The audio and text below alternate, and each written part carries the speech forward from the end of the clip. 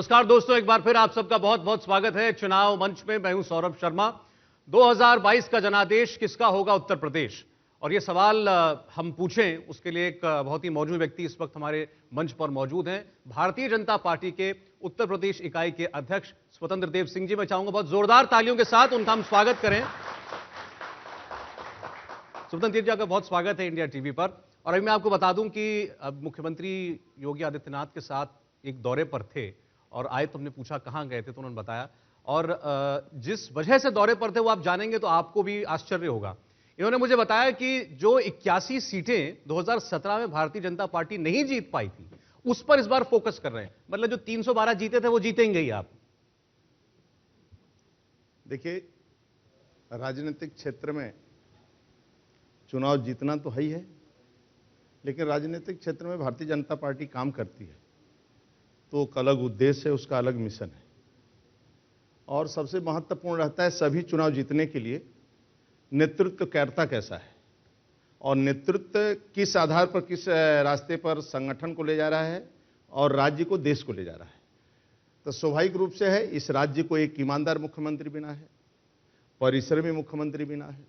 और ऐसा मुख्यमंत्री, मैं उदाहरण देता हूं, मैं स्टेशन ट्रेन में बैठने जा रहा था और एक कुली दौड़ता हुआ आया, बोला पहली बार इस राज्य के अंदर आप योगी जी को बधाई दे देना, मेरी बेटी सिपाही में भर्ती हो गई और यानी 5 लाख की सरकारी नौकरी लगा है, 1 रुपया का रिश्वत नहीं है।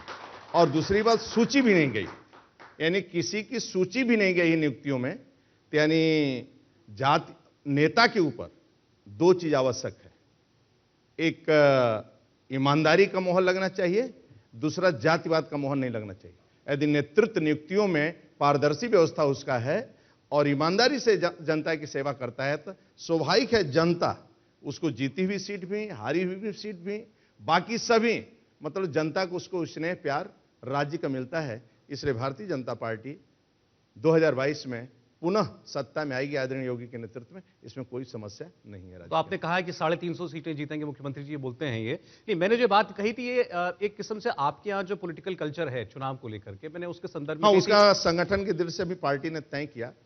जो आपको ध्यान होगा आदरणीय अमित शाह जी ने हम लोगों को जो 127-14 में जो चुनाव हम लोग हारे थे 127 सीटें, उसमें मेरे को भी चयन किए थे, उसमें 4 सीटें मेरे को दिया था। 2 मध्य प्रदेश का, 3 मध्य प्रदेश, छिंदवाड़ा, गुना, रतलाम और एक दुर्ग का दिया था जी। वो 4 सीटों को हम लोगों को, ऐसे 25 नेता का चयन किए, 25 को राज्य के 127 सीटों को दिया। वो हमें भी दिया था साल भर से हम लोग उसमें होमवर्क किए।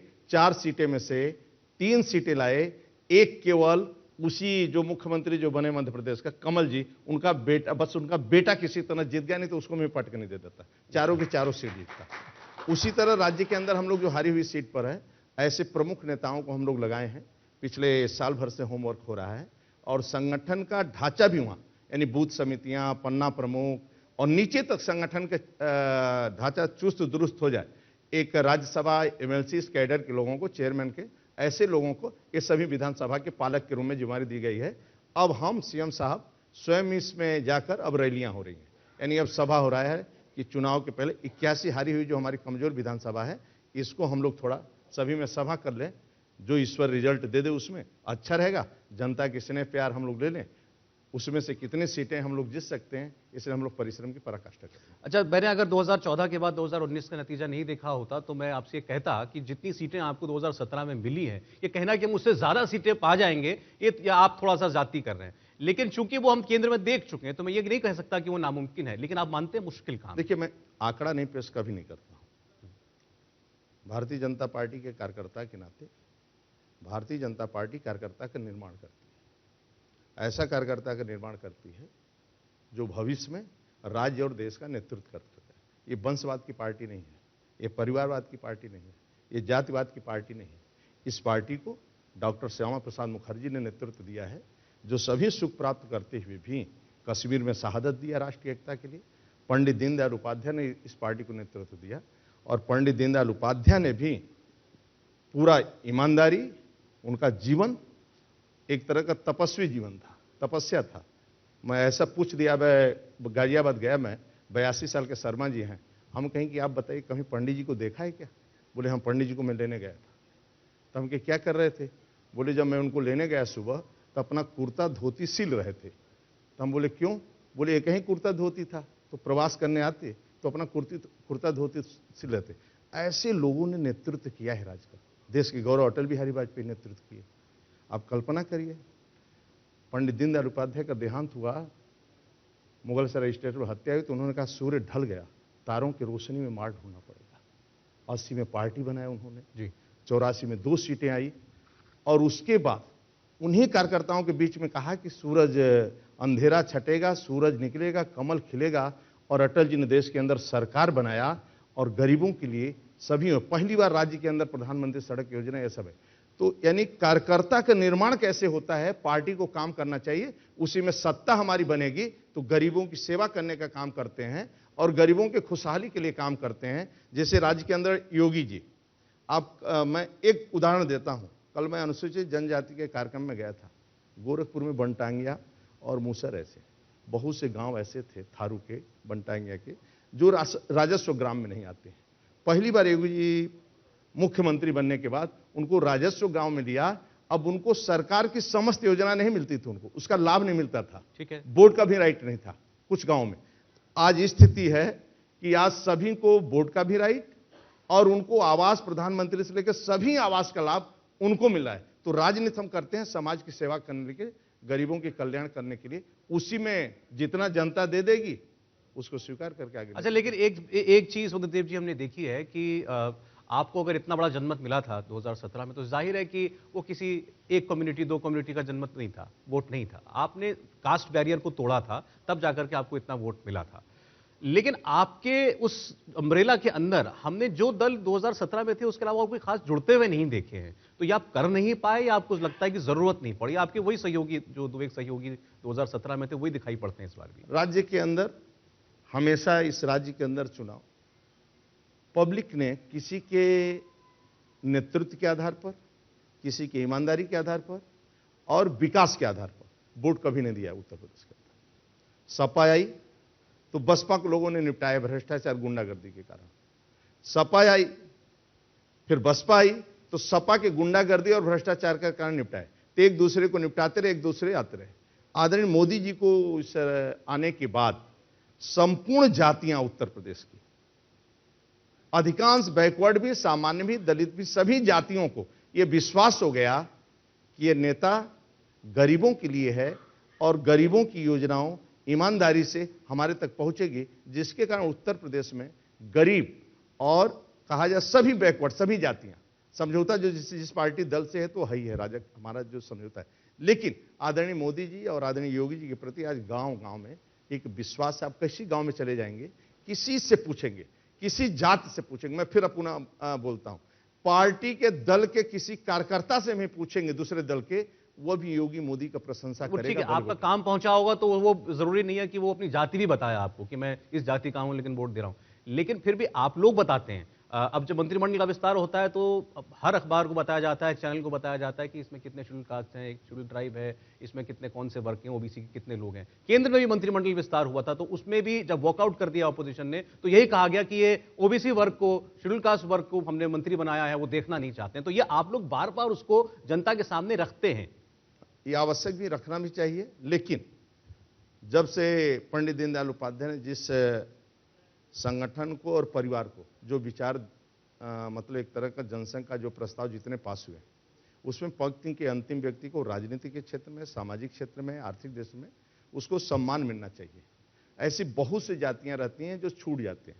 मान लो उदाहरण में कहता हूं, भुर्जी कभी नहीं चुनाव जीत सकता है। पहली बार कोई एक भुर्जी एमएलसी भेजा है पार्टी ने, कोई राजनीतिक दल नहीं भेजता है। बहुत तो ऐसा होता है, जैसे संजय गौड़ अनुसूचित जनजाति का पहला बार मतलब मंत्री बने होंगे, मैं नहीं कहता हूं मंत्री नहीं बने होंगे, लेकिन मंत्री बनाया जगह। तो क्या है, सभी जातियों का सर्वस्पर्शी, सर्वव्यापी, सर्वग्राह्यता, यानी समाज के सभी वर्गों में, समाज के सभी जातियों में और सभी कहा जाए समूहों में यदि आपकी स्वीकारता नहीं बढ़ेगी तो आपका बड़ा दल नहीं हो सकता है। इसी कारण लेकिन बस बीच में रोक रहा हूं आपको, लेकिन ऐसे दलों को प्रतिनिधित्व देते हुए आप ये भी तो देखते होंगे ना कि इसके पीछे वोट कितना है, इस जाति के कितने वोटर हैं। ऐसा तो नहीं कि सबको दे देते क्या हैं? है, जब समझौता होता है तो उसका सम्मान करना चाहिए। यदि किसी दल से समझौता होता है, जैसे अपना दल, संजय निषाद, या जो दल हमारे साथ है, और दो दल से जब बात होती है तो ईमानदारी से बात करना चाहिए और दल को एक दूसरे को सम्मान करना चाहिए। उस आधार पर हम लोग सभी का सम्मान करते हैं। दूसरे दल से भी जो आते हैं, पार्टी में सम्मान दिया जाता है और पार्टी सभी का ख्याल करती है। आज अखिलेश यादव जी आए थे सुबह 11 बजे और मैं उनसे बात कर रहा था। उन्होंने जब ये जातियों की बात निकली, सामाजिक न्याय की बात निकली, तो उन्होंने कहा कि बीजेपी को प्रॉब्लम क्या है फिर जातिगत जनगणना से। पूरा सारे राजनीतिक दल एक तरफ, बीजेपी एक तरफ खड़ी है और होने नहीं देना चाहती। वजह क्या है? देखिए, केंद्र नेतृत्व पार्टी में जो निर्णय लेते हैं और केंद्र नेतृत्व जैसा लेगा वैसा हम लोग करते हैं नीचे तक। इसलिए प्रॉब्लम क्या है, प्रॉब्लम नहीं बता नहीं सकते, लेकिन केंद्रीय नेतृत्व जैसा निर्णय लेगा फिर उसका वो हाँ कर दें तो भी कोई दिक्कत नहीं है क्या? आपको? अगर केंद्रीय नेतृत्व कहता है कि हाँ ठीक है, नहीं, होगा। पार्टी का अपना संसदीय बोर्ड है, चाहे टिकटों का वितरण हो, चाहे नीतिगत कोई निर्णय होता है, जी। वो पार्टी, कहीं अखिलेश यादव तो व्यक्तिगत है पार्टी, कोई ट्रस्ट वो है नहीं कि राजनीतिक दल है, एक ट्रस्ट है, ट्रस्ट के रूप में पार्टी चलाना है, कोई व्यक्तिगत दल नहीं है। सैफई खानदान इस पार्टी को चलाता है, वह कई यादवों को ही मार दें, आजमगढ़ लड़ने चले जाएं। अब यादव भी नहीं बचे उस पार्टी में, परिवार बचा है, बस चारों तरफ परिवार ही चुनाव लड़ता है। इसलिए उनका राजनीतिक दल है नहीं, वो राजनीतिक दल है भी नहीं, इसलिए अकेले चलता है। जहां सामूहिक पार्टियां चलती हैं, एक दूसरे से विचार होता है, लोकतंत्र रहती पार्टियां में, वो पार्टियां चलती हैं। अच्छा, एक स्वतंत्र जी ये बताइए, आज अखबारों में जो पहली हेडलाइन है, आपका नाम टाइप करें तो जो निकलती है वो ये कि आपने ये कहा कि उत्तर प्रदेश में योगी आदित्यनाथ हमारे मुख्यमंत्री पद का चेहरा है, वही मुख्यमंत्री होंगे। तो सवाल ये है कि ये आपको दोहराना क्यों पड़ रहा है, क्यों ये कहना पड़ आप रहा है? पूछते रहते हैं बार बार बिना मतलब के बिना मतलब के रोज रोज। जब एक बार तय है तो बार बार पूछने की जरूरत क्या है? देश का नेता कैसा है, राज्य का नेतृत्व कौन कर रहा है, ये पूछने की क्या आवश्यकता है? चलिए ठीक है। अच्छा, अखिलेश यादव ने यह भी कहा कि ये सरकार इसीलिए जाएगी क्योंकि गांव-गांव में इनके लिए नाराजगी है। बीजेपी के नेताओं को लोग गांव में घुसने नहीं दे रहे हैं। आपके एमएलए वहां जाते हैं, सांसद वहां जाते हैं, तभी ये घटना भी हुई है पीछे। तो लोग जो हैं बहुत नाराज हैं और वो अब देखना नहीं चाहते भाजपा के नेता को। आप इस पर क्या जवाब देंगे? आपके पास इतना सब व्यवस्था, आपका हर जगह आपके लोग हैं। आप किसी गांव में चले जाइए, मोदी जी की लोकप्रियता, योगी जी की लोकप्रियता, संगठन की लोकप्रियता आप पूछ सकते हैं किसी गांव में। और रोज दौड़ा करता हूं और रोज सभाएं होती हैं और रोज रैलियां ऐतिहासिक होती है। ये करंट जिस प्रकार मैं देख रहा हूं ना, ये करंट 2017 से भी ताकतवर करंट है इस समय जो मैं देख रहा हूं। रैलियां देख रहा हूं, 3-3, मतलब ऐसी कोई रैली नहीं है जहां पर 25,000 से 50,000 से ऊपर लोग भीड़ आ रही है। गाजीपुर जैसे क्षेत्र में 3-3 हैंगर लगे थे और मूसलाधार पानी हो रहा था और तालियों की गड़गड़ाहट 2 घंटे तक, यानी जब तक भाषण कार्यक्रम समाप्त न हो जाए। तो हम लोग भाप जाते हैं कि सोता हुआ भाषण नहीं सुन रहा है, यानी करंट है, यानी मोदी योगी को पसंद कर रहा है। कि करंट कैसे पता चलता है आपको? उसके तालियों से। अच्छा। जैसे सोते हुए आप भाषण सुनते रहें, आप बोलते रहिए, तो सोता हुआ सुन रहा है, एक आध बार झपकी लिया तो ये लगता है करंट नहीं है। जब पूरी ताली बजती है, जब ताली अपने आप बजने लगता है किसी इशू पर, तो ये लगता है करंट है। हाँ। मान लो मंच पर योगी जी बैठे, लोग लगे पीछे से लेकर आगे तक तालियां बज रही, छत के ऊपर चढ़। आप तो वहां की रैली आपके चैनल में दृश्य होगा, संभल में, जहां पिंकी यादव कभी बीजेपी नहीं जीतती है। छतों पर भाई ऐसा कोई छत खाली नहीं था। वहां के आयोजक सोचते थे कि एक ही हैंगर में काम चल जाएगा। सभी छत आसपास के जितने थे, सभी छतों पर हजारों हजार आदमी बैठा था। आप देख लेना, वो उठाकर एक से एक रैली, मतलब इस समय हम लोग जा रहे हैं, अच्छा है। मतलब मैं नहीं कहता, ईश्वर इसी तरह बनाए रखे, जिस प्रकार चल रहा है ईश्वर इसी तरह, ईश्वर का आशीर्वाद हम लोगों पर बना रहे और देश के, राज्य के जनता का आशीर्वाद बना रहे, बस यही प्रार्थना करता हूँ। अच्छा ठीक है, मैं आपसे ये नहीं कहूंगा कि इसकी वजह क्या है, क्योंकि आप मुझे बहुत सारे काम गिनाएंगे, वो सब बताया जा रहा है आजकल दुनिया को। लेकिन ये सवाल लोग जरूर पूछते हैं, योगी जी ने इतना अच्छा काम किया है, गांव में हर जगह आपने सुविधा पहुंचाई है, कोरोना में आपने अच्छा काम किया है, तो फिर ये अब्बा जान, चाचा जान, ये सब जो है चुनावी संस्कृति में क्यों आ गया है? ये सब बातें क्यों होती है? देखिए क्या है, लोग पता नहीं क्यों चर्चा करते हैं। योगी जी बोलते हैं तो चर्चा होती है। जबरदस्ती चर्चा करते हैं लोग। अब्बा जान तो एक लोग बताते हैं कि बहुत सम्मान का पद है, जिसे आप हम लोग फूफा ताऊ कहते हैं अपने घर में, उसी तरह मुसलमानों में अब्बा जान एक सम्मान का पद है। इसलिए महाराज जी कि भाई अब्बा जान का भी ध्यान रखो, इनका ध्यान रखो, परिवार का भी पूरा ध्यान रखो, इसलिए उसमें बोल गए होंगे। ऐसा कोई उनके नहीं, दिल उन्होंने में ये थोड़ी कहा था अब्बा जान को सलाम, उन्होंने कहा था अब्बा जान वाले चोरी कर लेते राशन। उसके दिल में सम्मान है। महाराज जी कभी भी नहीं तो उनके राज्य के अंदर 3 तलाक महिलाओं को भी सम्मान मिला, और आज भी आवास हो, चाहे कोई योजनाएं हो, हिंदू मुसलमान को दोनों को मिलता है। और महाराज जी की इच्छा रहती दोनों मिलकर राज्य का विकास करें, राज्य प्रगति के रास्ते पर जाए। आज दंगे नहीं हो रहे हैं, पहले दंगा होते थे, पहले बम गिरते थे। आज एक बम नहीं गिरा राज्य के अंदर 4.5 साल में, और एक दंगा नहीं हुआ। तो मुसलमान में खुश है, हमें खुश हैं। दोनों शांति के मार्ग पर आगे बढ़ें, और कानून का शासन होना चाहिए, और दोनों शांति से प्रदेश की प्रगति पर ले जाएं, तो आज हमारा देश भी देश में नंबर 1 होता चला जाएगा। नहीं, लेकिन आप जितनी आपकी जो नए नए कानून आप बनाते हैं, जैसे आपने अवैध धर्मांतरण के खिलाफ कानून बनाया, आजकल बहुत चर्चा में है, बड़े बड़े जो कई मौलाना हैं वो पकड़े जा रहे हैं, और इसको लेकर के हम देखते हैं बड़ी आवाजें उठ रही हैं कि ये टारगेटिंग है, सिलेक्टिव टारगेटिंग है, सिर्फ चुनाव को देखते हुए। देखिए, सभी पार्टी भी हो, चाहे धार्मिक धर्म के लोग, आप देखेंगे दूसरे समुद्र बाहर आते हैं ईसाई और मुसलमान, धर्म परिवर्तन करता है। मैं आपको उदाहरण देता हूं। बीजेपी के कार्यकर्ता हमारे पार्टी के राज्य के मंडल अध्यक्ष, बूथ अध्यक्ष, या प्रदेश अध्यक्ष, या जिला अध्यक्ष, क्षेत्रीय अध्यक्ष, संगठन के लोग जब एक कार्यकर्ता जोड़ते हैं और कार्यकर्ता का निर्माण करते हैं, कार्यकर्ता को जोड़ते हैं, वो बीजेपी के मंच पर आता है तो वहां जय श्री राम का नारा बोलता है, और वह जोड़ते हैं कार्यकर्ता एक, और जब एक मतलब किसी को ईसाई बना देते हैं या किसी को वो बना देते हैं, तो आप बनो, कोई बुरी बात नहीं है, लेकिन इस राष्ट्र और देश के प्रति प्रेम रहना चाहिए, और जबरदस्ती धर्मांतरण नहीं कर सकते, और किसी का धर्मांतरण लालच में, चाहे बहकावे में आप धर्मांतरण नहीं कर सकते। तो आप कम से कम इस देश के बारे में सोचिए, इस राष्ट्र के बारे में सोचिए, तभी ये राष्ट्र प्रगति करेगा। क्यों तालिबान बनाना चाहते हो इस देश को? यही देखिए, हाँ, फिर वही बात है ना, अब धर्मांतरण का कानून आपने बना दिया, लेकिन अब ये कहना कि भारत कभी तालिबान भी बन सकता है, तो ये तो फिर नहीं है। एक बात को केंद्र जबरदस्ती आगे ले जाने वाली बात है। केंद्र और सत्ता बीजेपी नहीं होती ना, तो आपने सोनिया को भाषण आप नहीं सुने हैं? सोनिया ने जो भाषण दिया था, अटल जी को निकम्मा कहा था और भ्रष्ट कहा था, और फिर वो बिस्तर से उठे नहीं, हमारे बीच से चले गए। 10 साल उसने शासन चलाया, और 10 शासन में सोनिया ने क्या देश पर आक्रमण किया? यहां के पूज्य शंकराचार्य की गिरफ्तारी करवाए ने देश का अपमान किया। उन्हें आरएसएस और हिंदू को आतंकवादी कहा, भाई पूरे राष्ट्र को बदनाम किया हुआ, और कहा राम नहीं, राम सेतु नहीं है। किसके नाम से देश पहचाना जाएगा भाई? आज देश किसके नाम से पहचाना जाता है? आज कौशल्या जी ने छोटी बहू से पूछा उससे कि क्या शत्रुघ्न तुम्हें दिखाई दिए क्या? छोटी बहू ने कहा कि शत्रुघ्न हमें 11 साल से नहीं दिखाई दिए। तो चारों भाइयों का चरित्र देखिए, एक भाई जंगल में, दूसरा भाई सेवा में, एक भाई शासन रखता है खड़ाऊ रखकर, और दूसरा भाई बाहर सीमेंट के तखत पर, सीमेंट के उस पर चबूतरे पर सोता है। यही तो त्याग है भारत का। किस शास्त्र से आप लेंगे?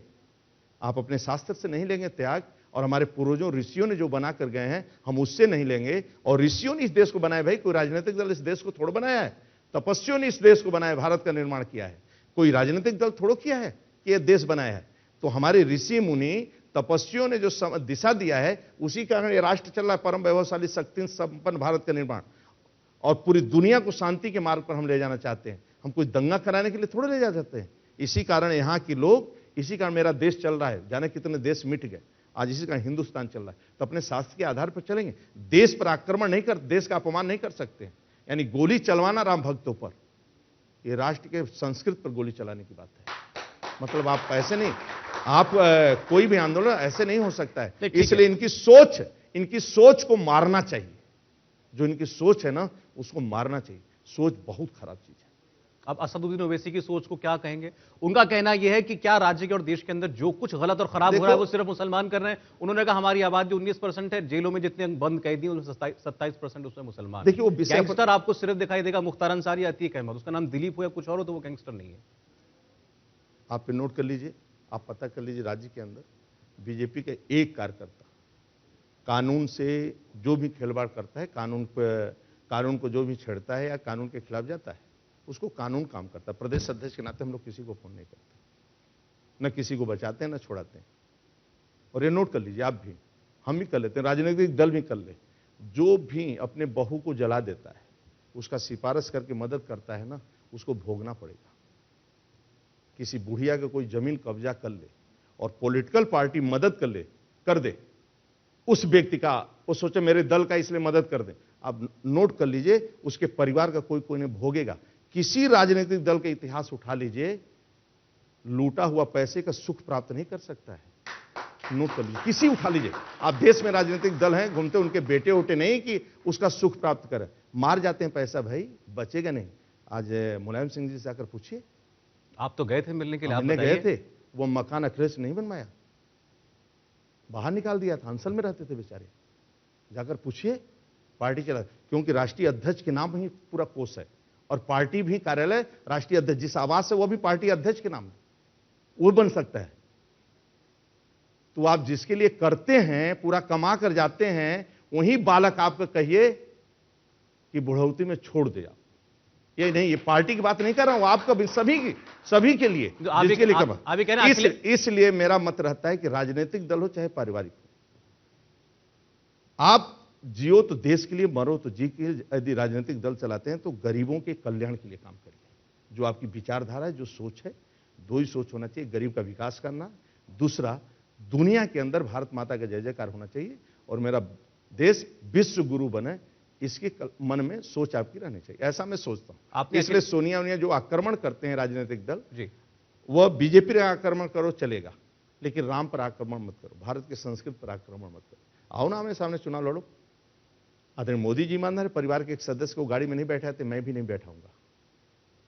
मेरा भी पक्का मकान नहीं है, तुम भी आओ, योगी जी से दाज करो ना, ईमानदारी पर दाज करो, गुंडागर्दी पर दाज करो, गुंडागर्दी को खत्म करने पर करो, विकास की बात करो।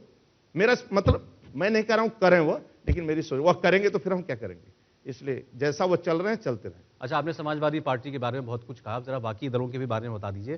Priyanka Gandhi ji general secretary in charge हैं उत्तर प्रदेश की कांग्रेस पार्टी के लिए, वो भी आती हैं, दौरा करती हैं, जहां जहां वो जाती है वहां तो भीड़ आती है। आप कहते हैं केवल शायद वो स्टारडम है, उनको देखने के लिए आ जाती हैं, लेकिन क्या देख पा रहे हैं आप प्रियंका गांधी का उत्तर प्रदेश राज्य के अंदर कहीं कुछ भी नहीं है, वो मन से काम ही नहीं कर रही, वो मन से काम नहीं कर रही, अपनी पार्टी के लिए मन से काम नहीं कर रही है।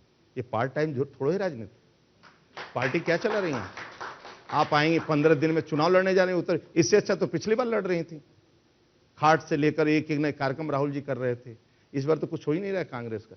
इससे अच्छा पिछली बार लड़ रही थी। हाँ। पिछली बार पाए शायद 7, तो इस बार लगता है, हमें नहीं लगता है कि कुछ पाएंगे। हाँ, आप देखते रहिएगा। मैं या अंदरूनी और कुछ खेल चल रहा हो, अंदरूनी और खेल कुछ चल रहा हो, नहीं तो वह अभी तक मैदान में कूद जाना चाहिए और एक दिन भी उत्तर प्रदेश नहीं छोड़ना चाहिए। अच्छा, ठीक है। अखिलेश यादव जी ने आज एक और बात की, और ये बहुत सारे लोग और कहते हैं कि मायावती जी जो हैं, क्या वो इस बार पूरे जोर से चुनाव नहीं लड़ रही हैं? क्या उन्हें आपने किसी प्रकार का कोई भय दिखा रखा है? लोगों को गलतफहमी है, समय आने दीजिए।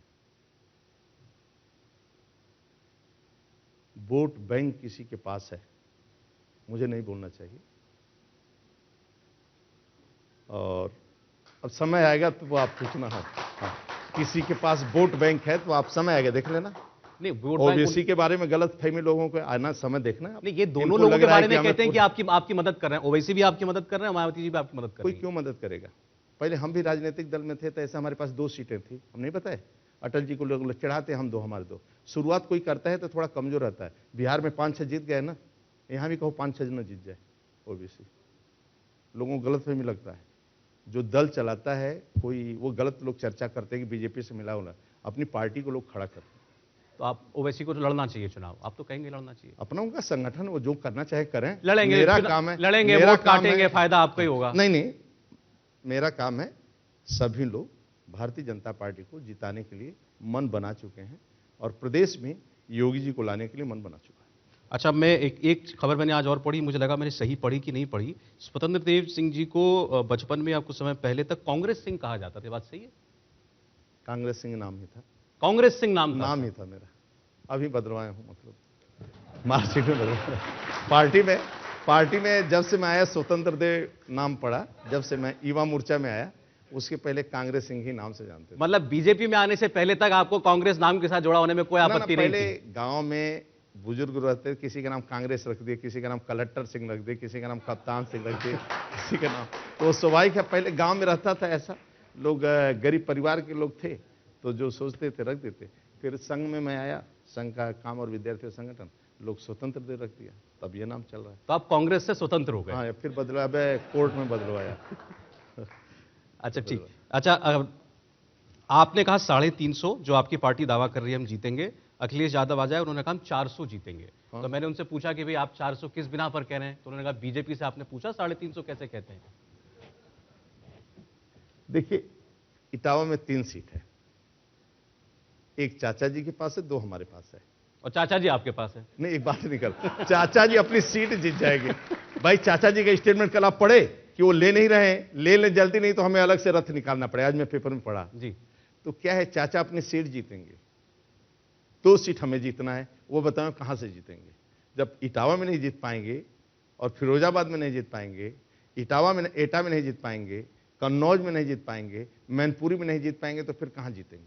एक आजमगढ़ में कहां जीतेंगे? संभल भी मैं पूरा लूंगा इस बार। एक सीट हमारे पास नहीं है, 1-2 वो भी हम लोग काम करेंगे। तो हम लोग अपना परिश्रम कर रहे हैं, और परिश्रम कर रहे हैं गरीबों की सेवा के लिए। कोई व्यक्तिगत हमारा एजेंडा नहीं है। 2 साल के लिए अध्यक्ष बनता है आदमी, 3 साल के लिए। तो पार्टी परिश्रम इसलिए करती, पार्टी का बूथ अध्यक्ष ही संगठन को चलाता है। कल का बूथ अध्यक्ष हमारा प्रदेश अध्यक्ष होगा। जैसे आदरणीय अमित शाह बूथ अध्यक्ष थे, आज राष्ट्रीय अध्यक्ष हुए, आज गृह मंत्री हैं। तो ये किसी वंशवाद की पार्टी नहीं है, किसी परिवार की पार्टी नहीं, ये कार्यकर्ताओं के आधारित पार्टी है, और कार्यकर्ता इस पार्टी को चलाता है। तो कल जाटव समाज का भी व्यक्ति नेतृत्व कर सकता है, आदिवासी भी कर सकता है कोई।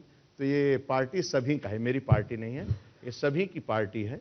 और ये पार्टी राष्ट्रवाद के लिए काम करती है, विश्व गुरु बनाने के लिए बात करती है, और गरीबों के कल्याण के लिए बात करती है। स्वतंत्र देव जी, आप दिल से बोलते हैं, आप खुलकर बोलते हैं, बड़ा अच्छा लगा आपसे बात करके। आज चुनाव मंच पर आए आप, बहुत बहुत धन्यवाद आपका। जरा जोरदार तालियों से हम कहें कि उनका शुक्रिया अदा करें। बहुत बहुत शुक्रिया आपका।